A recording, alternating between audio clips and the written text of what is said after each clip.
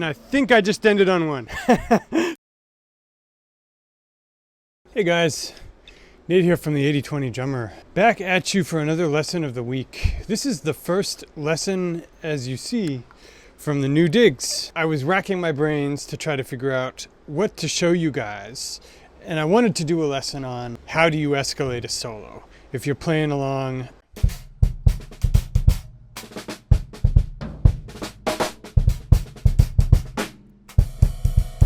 whatever, you're doing your Eric Harland. And then it's time for stuff to get a little more intense. You know, where are you supposed to go? So I was just jamming for a couple hours and trying to figure out what do I do. And I arrived at this Eric Harland-esque lick, which I'll show to you right now, which goes like this. 3, 4.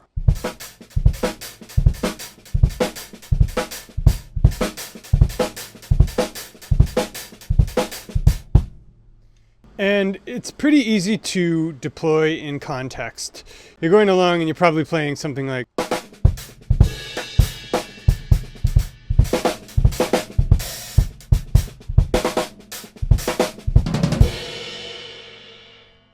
right? So it's something that I quite often hear. So I wanted to kind of translate it out to you guys, and it's obviously a hemiola. So let me show you the sticking first. It's 3, 4.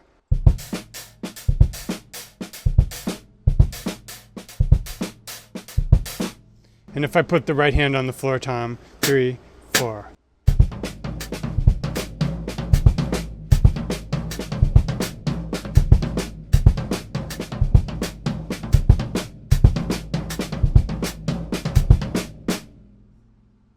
So there isn't a whole bunch to say about this except for the different orchestration variations you can do.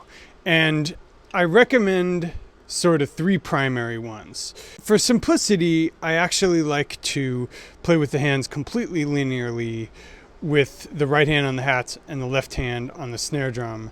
And that sounds really hip and sort of Julianish anyway. So that would be like 1, 2, 3, 4.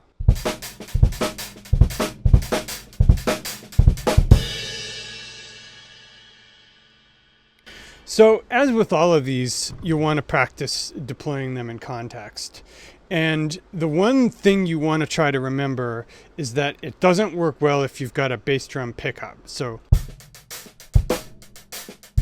because you've already played 2 notes, so it's going to be unnatural if you like, all right? Because you need that double to begin the lick. So one variation I like to use to get into it is 3, 4. So it's literally just that. 3 ende, 4 ende. And if you're looking for more depth to get into this and about 16 different possibilities and orchestration possibilities, this is all going to be in module 11 of the coaching course. So coaching course, shameless promo, more information at the end of this lesson.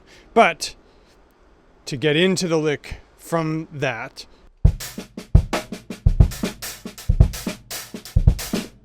so let me play the entire thing for you now with the sort of basic. 2, 3, 4.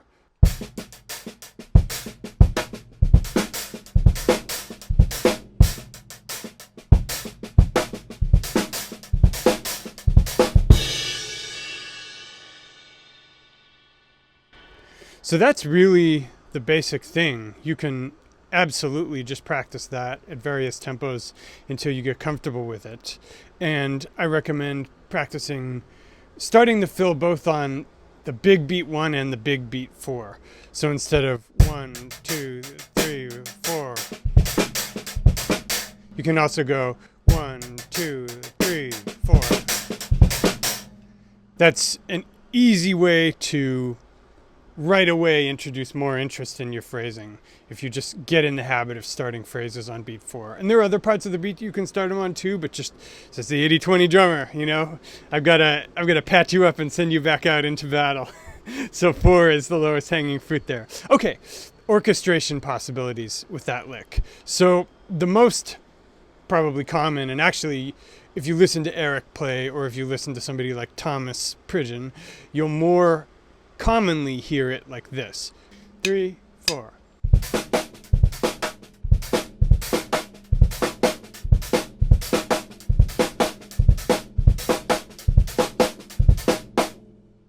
And obviously, that gives you the instant possibility of throwing the right hand on the floor tile. So 3, 4.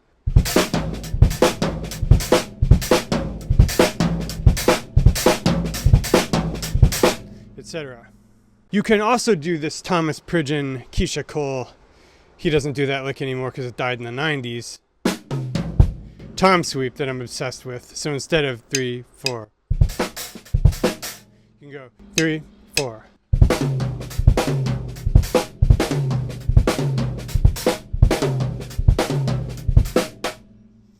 Okay, so you can also obviously change these up within a phrase, and you can hemiolize it to make that big beat hemiola I talked about in the 4 ways to make your jazz drumming sicker. I think it was 4 ways video.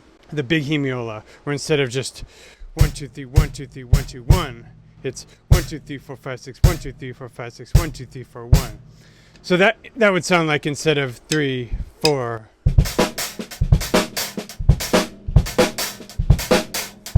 1, it would be like 3, 4.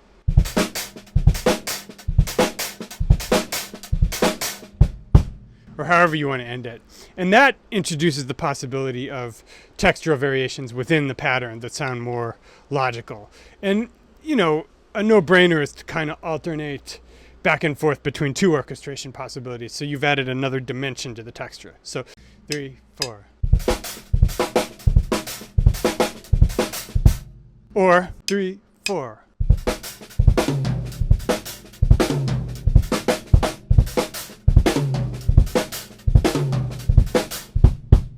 And by the way, like, again, this lesson is kind of trying to plug you guys a little bit into like what's going on in my head when I play. Not that I'm necessarily a great player, but to the degree that I've tasted like one tiny little sliver of what my heroes probably have like all the time. I'm trying to communicate that to you guys. But so sometimes I'll recognize it in other players. Like I'll hear Marcus Gilmore doing this just crazy thing and I have no idea what it is, but I can tell like, oh yeah, he's switching some kind of multi-dimensional.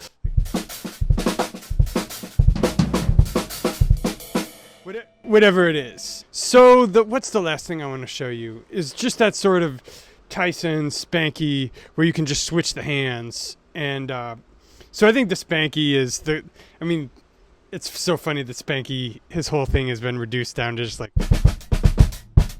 right, just opening the hands up. And Justin Tyson.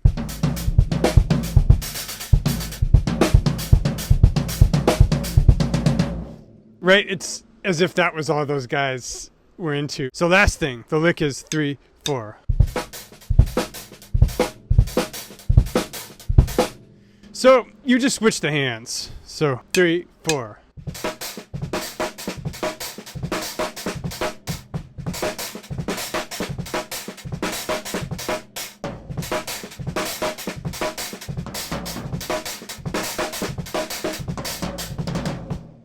Okay, so that concludes the lesson. I think I got in and out relatively quickly. Before I talk to you about the roadmap, I do want to shout out my Asia clinics. I'm going to put a link down here. I'll be in Hong Kong, I'll be in Thailand, and I'll be in Bangkok. Okay, so for the newbies, and for those who are kind of maybe subscribed to the mailing list, but who haven't gone one step deeper, one tiny step deeper, I want to talk to you about the 80-20 Road Measy. That's the 80-20 roadmap. I just went there. The roadmap came about because I noticed that in my teaching and coaching, the issues that most intermediate drummers suffered from that were keeping them from being great broke down into 3 primary categories. And they were playing clean, being able to play things without flamming, and your rim shots are clean and different than your ghost notes, etc., and consistent. Playing in time, your beat doesn't speed up or slow down, and being able to improvise, being able to deploy those ideas. So if you want a real crash course that'll take you deeper into that, the 80-20 roadmap, I've received a lot of positive comments on it, and that's extremely flattering. You can check it out at this link. And that'll be kind of a gateway drug into the 80/20 coaching course. If you sign up for the roadmap, I'll give you info on how you can join the course. If it's right for you, I'd love to have you. If not, take the roadmap, enjoy it, Godspeed. Anyway, folks, first lesson from the new jigs. I am looking forward to seeing you next week in another lesson of the week. Looking forward to seeing you guys in person in Asia. We'll talk to you soon.